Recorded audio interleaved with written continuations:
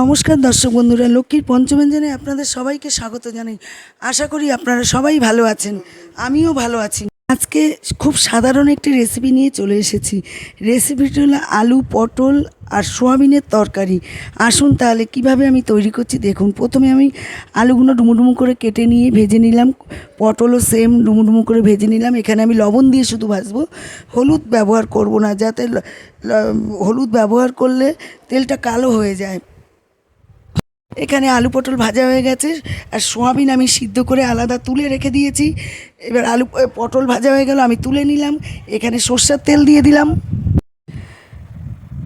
এখানে সর্ষের তেল গরম হয়ে গেছে, এখানে আমি মশলা নিয়ে নিচ্ছি। জিরে, হলুদ, তারপরে 1.5 চামচ জিরে, 1 চামচ হলুদ, হাফ চামচের কম ঝাল লঙ্কা নিয়ে নিলাম, আর 1 চামচের বেশি কাশ্মীরি লঙ্কার গুঁড়ো নিয়ে নিলাম।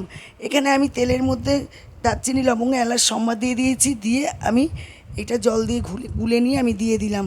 আর তার আগে দিয়ে দিয়েছি আদা টমেটো বাটা, দিয়ে কষিয়ে নিই। তারপরে এই মশলাগুলো দিয়ে দিলাম, দিয়ে ভালো করে কষাবো যাতে উপরে তেল ছেড়ে যায়, সেরকমভাবে কষাতে হবে।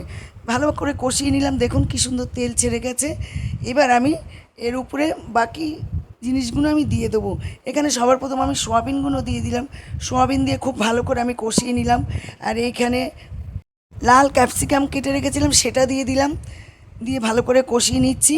এবার আমি আলু পটল দিয়ে দেবো। আলু পটলগুলো দিয়ে খুব ভালো করে কষিয়ে নেবো। পাশে গরম জল বসিয়ে দিয়েছি, গরম জল মাস্ট ব্যবহার করবেন। খুব সুন্দর করে কষিয়ে নিয়ে একদম নিরামিষ হচ্ছে তরকারিটা। এবারে আমি অনেক বাচ্চারা দেখবেন সোয়াবিন হলে খেতে চায়, আবার সবজিও দেওয়া হয়েছে, এখানে আলু দেওয়া হয়েছে। স্বাদ অনুযায়ী লবণ দিয়ে দিলাম।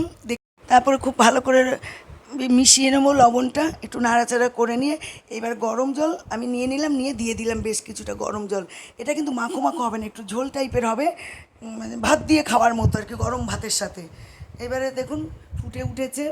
এবার আমি গ্যাসটাকে কমিয়ে দেবো, কমিয়ে দিয়ে বাকি রান্নাটা রান্না করব।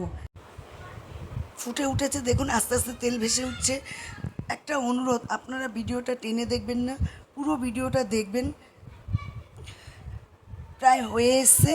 এইবার আমি এখানে কাঁচা লঙ্কা দিয়ে দেবো, মিষ্টি দিয়ে দিলাম, ঘি, গরম মশলা সব দিয়ে দিলাম। দিয়ে ভালো করে আমি ঢেকে রেখে দেবো। গরম মশলা দিয়ে দিলাম, ঘিটা দেখানো হয়নি। প্রায় হয়ে এসেছে। এবার আমি নামিয়ে নেবো। দেখুন তেল ভেসে উঠেছে। এবার আমি একটা কাঁসার থালায় সার্ভ করে দেবো, কিছুটা সার্ভ করে দিলাম।